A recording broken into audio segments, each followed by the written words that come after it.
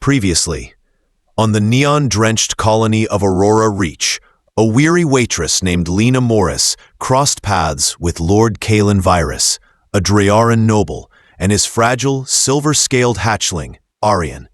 In a storm-lit cafe, a single act of kindness drew her into their orbit. Lena's compassion, feeding Arian, telling him stories, easing his pain, began to bridge the divide between species and stations. But the Draoran Council whispered disapproval. Kalen's son, born with frailty, was seen not as an heir, but as a weakness. The bond between Lena and Arian only, yet kindness is rarely free. The council summoned Lena, pressing her about her involvement with Kalen and his child. Before she could defend herself, assassins struck inside the council's walls. The attack revealed a darker plot. The killers weren't sent for Kalen or Arian, they were sent for Lena. Auroras burned crimson that night, painting shattered glass and blood across the stone. And now, we move into the next chapter of the story, where Lena finds herself caught in the storm of Draoran politics. Whispers of a coup, council spies in the shadows, and blades in the dark will force her to decide whether she remains an ordinary woman clinging to survival or becomes something far more dangerous, a player in the fate of two worlds. The night after Arian's crisis, Lena barely slept. Every time she closed her eyes, she saw the hatchling's faint smile, the frost curling from Kalen's breath, the shimmer of silver lines etched in the seal now hidden beneath her pillow. When dawn finally came, she rose before the alarm, her father still sleeping in his chair, the steady rhythm of his breathing both comfort and tether. At the Skylight Cafe, the day began quietly. Cargo crews passed through. Traders haggled over bitter tea, and the rain had finally eased enough that the neon signs outside reflected clear and sharp against the pavement. Still, Lena's eyes kept straying to the door. Part of her told herself not to hope. Kalen Virus was a lord among Draorans. Men like him did not linger long in the orbit of waitresses with scuffed boots and rent due. But as midday approached, the chime of the door stirred her heart. She looked up, only to find not Kalen, not Arian, but two strangers. Both were Draoran, dressed in formal black coats that shimmered faintly with woven glyphs, symbols of the council. Their eyes swept the cafe in one practiced motion before settling on her. "Lena Morris?" the taller one asked, his voice smooth but edged with command. The room fell silent. A few patrons exchanged uneasy glances. Lena forced her grip on the tray to relax. "That's me. Can I help you with something?" "You can help by coming with us," the Draoran replied. He slipped a data slate onto the nearest table, its seal flashing the council's crest. "The council has summoned you for questioning." The words hit her harder than she expected. Her stomach tightened. "Questioning? About what?" The Draoran's expression didn't shift. "About your involvement with Lord Kalen and his hatchling." Her first instinct was denial. She had no involvement, not really. But then her hand brushed her apron pocket, where the carved seal rested. Warm, heavy, unmistakable. Lena swallowed. The cafe felt too small, every eye pressing against her. "And if I refuse?" she asked, forcing a steadiness she didn't feel. The shorter Draoran, whose golden irises gleamed like sharpened coins, gave the faintest of smiles. "Then the council will assume your silence is instructive, and they will act accordingly." A cold thought slithered into her chest. Her father, alone in their tiny apartment. If the council wanted leverage, he would be the easiest target. Lena's mind raced. She could go quietly and hope the council's questions were harmless, or her fingers brushed the carved seal again. She thought of Kalen's words. "With it, you can reach me anywhere in the Empire. It will open doors others cannot even see." The Draorans waited, patient as predators. Lena took a breath. The choice had arrived sooner than she imagined. Lena squared her shoulders. "Fine," she said. "I'll come." The taller Draoran inclined his head, satisfied. Wise. They led her through the rain-slick streets, the crowd parting instinctively around their council insignia. The Draoran district loomed ahead, its architecture all sharp angles and vaulted arches that caught the aurora light in metallic shades. By the time they reached the council hall, Lena felt like a small gear being pulled deeper into a vast, ancient machine. The chamber they brought her to was half throne room, half tribunal. Tiered seats curved in a semicircle, each occupied by Draoran elders. They were formidable, scaled in golds, bronzes, and deep obsidian, their eyes like polished gems. At the center was a raised dais with an empty seat carved from black stone, veins of silver running through it. A voice echoed through the chamber. "Weena Morris, human citizen of Aurora Reach. You stand before the council to answer questions regarding Lord Kalen Virus. Hair." Lena felt every gaze on her. She kept her chin level. "I don't understand what you think I've done." The elder who spoke leaned forward, his scales a dull iron gray. "You interfered in a matter of Draoran health. You placed yourself in the path of decisions reserved for the healers and his family." "Why?" Lena's stomach tightened, but she forced her voice steady. "Because Arian was dying, and no one was doing what needed to be done." A ripple of disapproval moved through the chamber. Whispers in the Draoran tongue filled the air. Another elder, her scales a pale opal, tilted her head. "So you claim you acted from compassion, not ambition?" "I don't have ambition in your politics," Lena said. "I have a father who needs medicine, and a job that pays just enough to keep us alive. If you think I interfered to gain power, you don't know me at all." That drew silence.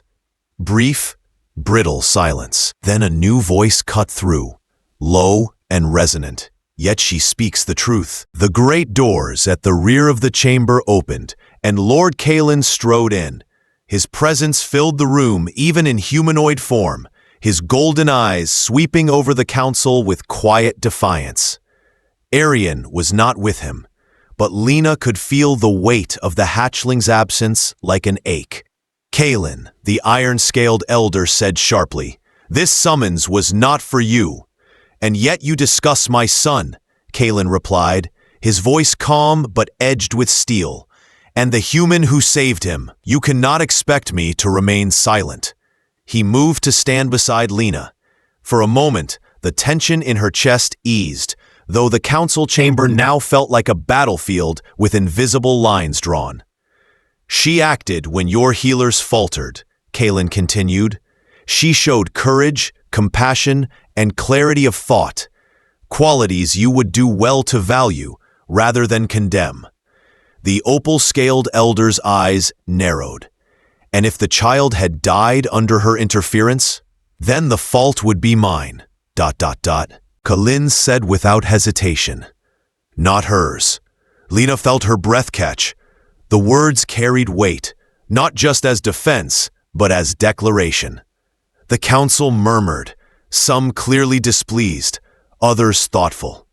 At last the presiding elder raised a clawed hand for silence.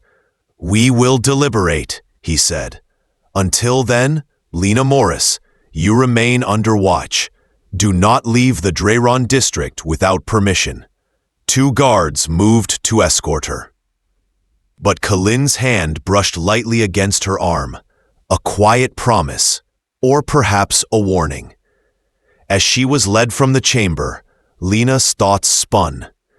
She had stepped into Kalin's world, and now there was no stepping back. Outside the hall, the auroras shimmered brighter than ever, casting long shadows across the stone. And somewhere behind her, in the heart of Draoran politics, an ancient storm was beginning to stir. The chamber doors shut behind her, with a sound like stone grinding against stone. Lena tried not to flinch. The council's guards escorted her through narrow corridors lined with Draoran reliefs, carvings of battles, treaties, and lineages that stretched back longer than humanity's time among the stars. Every step echoed, her footsteps far too soft beside the click of the guards' talons. They stopped at a chamber, smaller than the tribunal hall, but no less intimidating. A guest suite, perhaps, if the word guest could be stretched to mean politely detained. A wide window overlooked the Draoran district, where auroras spilled color across the streets like molten paint. A pair of attendants bowed stiffly and informed her food would be brought at dawn and dusk. Then the door locked. From the outside, Lena sank onto the low stone bench. The carved seal in her pocket felt heavier than ever. She turned it over in her palm, wondering if using it here, within the very heart of Draoran power, was wise or foolish. Both, probably. A soft scrape startled her. She turned. A vent grate near the floor shifted, and a familiar silver head poked through. "Arian?" she whispered. The hatchling wriggled halfway out, his wings drooping awkwardly, but his blue eyes bright with mischief. "Found you," he chirped in the halting Draoran tongue. Lena's heart clenched. "How did you?" "Followed father," Arian said proudly, his words still unsteady, but clearer than the last time she'd heard him speak. Then slipped away. He tilted his head. "You look sad." Lena managed a smile. "Not sad, just nervous." Arian shuffled closer and nestled against her leg, scales cool against her skin. "Father says council is sharp teeth, but he has sharp teeth too." That earned a laugh from Lena, though it caught in her throat. "I don't doubt it." Before she could say more, the door's lock hissed. She jumped to her feet, Arian scrambling to duck behind the bench. The door swung open, and Callan entered, alone. His eyes flicked once to the bench where Arian hid, and a low breath escaped him. Half exasperation, half relief. "Of course," he murmured. "You've inherited more than my eyes, little star." Arian peeked out, chirping with delight. "I found her first!" Callan's gaze shifted to Lena. In it she saw not the guarded lord of Draoran politics, but a father stretched between pride and fear. "They mean to use you," he said quietly, stepping further into the room. "To prove I am unfit, to tear us both down." Lena swallowed. "And me? You are a complication." His voice softened, the words weighing heavier for it. "But one I will not allow them to harm." Silence stretched. The auroras outside flared green across Callan's face, carving light into the sharp lines of his jaw. Then faintly, Arian's voice. "We stay together?" Neither Lena nor Callan answered at all. The question hung in the air, like a promise waiting to be made. Callan hadn't even closed the door before Lena caught the flicker of movement. Outside the window. Just a shadow, gone too quickly, but enough to set her pulse racing. Aurora light rippled across the glass, masking anything beyond. Callan's eyes narrowed. He'd seen it too. "They're watching," he murmured. He crossed the chamber with sudden, fluid grace and placed a hand flat against the wall. Scales rippled briefly across his skin, as if his true form pressed just beneath the surface. He muttered a word Lena didn't understand. The stone glowed faintly, then darkened again. "What was that?" Lena whispered. "A ward," he replied. "Enough to keep their ears out, for now." His gaze sharpened, but not their knives. Before she could ask, Arian gave a sharp little chirp from under the bench. It wasn't playful this time. He'd sensed it too, the tension in the air, the wrongness. Then from the corridor, a sound, the shuffle of boots, but too soft, too deliberate, not guards. Callan moved instantly, seizing Lena by the wrist and pulling her behind him. "Stay low," he said. The door hissed again, It slid open, though no key rune had been used. Someone had overridden the lock. Two Draoran figures stepped in, faces hidden beneath cloaked hoods lined with glyphs. Their movements were smooth, professional. Assassins. The first one drew a thin blade that shimmered faintly with venom, the edge humming with a vibration that prickled Lena's skin. The second held a sphere no larger than a fist, light pulsing within, a disruptor, designed to short out anti-gravity stabilizers, shields, even hearts. "Step aside, Lord Virus," the first assassin said in a low voice. "This is not your fight." Kaelin's eyes burned. "When it concerns my son, it is always my fight." The assassin tilted his head. "Not your son. Your mistake." That was the last word spoken. The air exploded. Kaelin moved like lightning, shifting in a breath from humanoid to Draoran form. His golden scales unfurled, filling the chamber with a thunderous presence. The assassins darted forward, fast, but not faster than a father defending his child. One struck with the venom blade. Kaelin's claw intercepted, sparks flying as steel screeched against scale.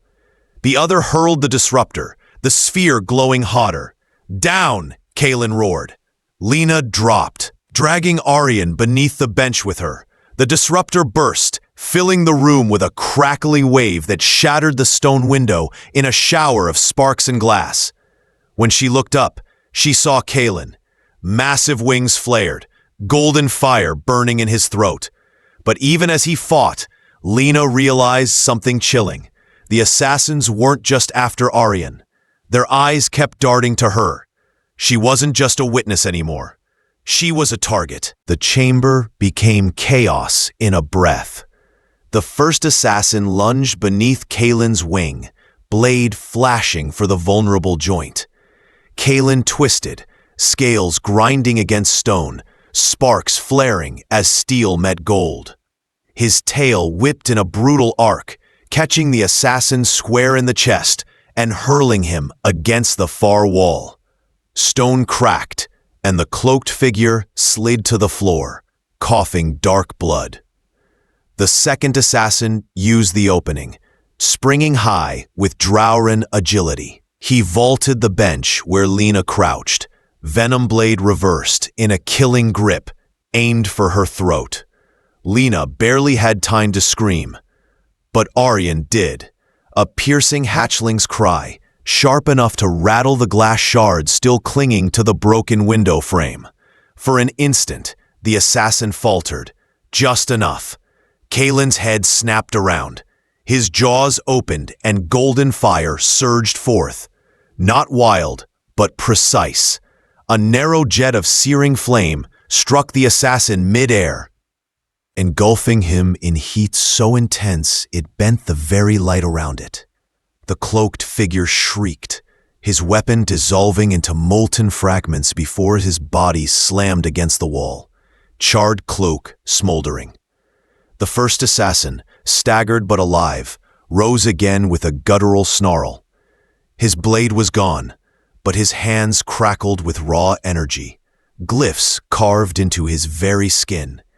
He slammed both palms to the ground, and the stone beneath Lena and Arian erupted into jagged spikes. Lena dragged Arian clear just in time, her heart hammering.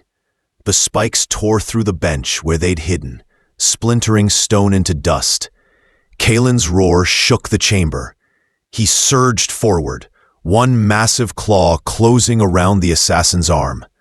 The glyphs flared brighter, burning against Kaelin's scales, but he didn't let go. With a violent twist, he slammed the assassin against the floor, pinning him like an insect beneath a boot.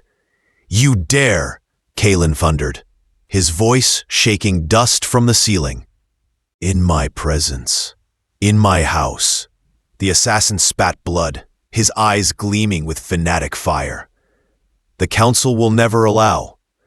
The rest of his sentence ended in a choking scream as Kaelin's other claw closed around his chest. There was a wet crunch, a spray of dark blood across the stone, and then silence. Only the sound of Arian's small, ragged breathing broke it. Kalen released the corpse, letting it fall limp. His golden eyes turned, blazing, toward Lena. For a heartbeat, she feared the dragon's fury might scorch her too. But then his gaze softened, just slightly, as he saw her curled protectively around Arian. Smoke hung in the air. Glass glimmered like fallen stars across the floor. The assassins lay broken, their cloaks burned away to reveal the glyphs of an order Lena had never seen before. Neither council guards nor common mercenaries. Something older, something darker. Kalen shifted back, scales shrinking, wings folding until the Draoran lord stood before her, his chest heaving with restrained rage. "They were not sent to kill me," he said, his voice low, trembling with both fury and realization. His gaze fell to Lena. "They were sent to kill you." Lena's stomach dropped. Arian pressed his snout into her side, trembling. His blue eyes, wide with fear, looked up at her as if she were the only steady point in the storm. The auroras outside flared crimson, streaking the shattered window in bloody light.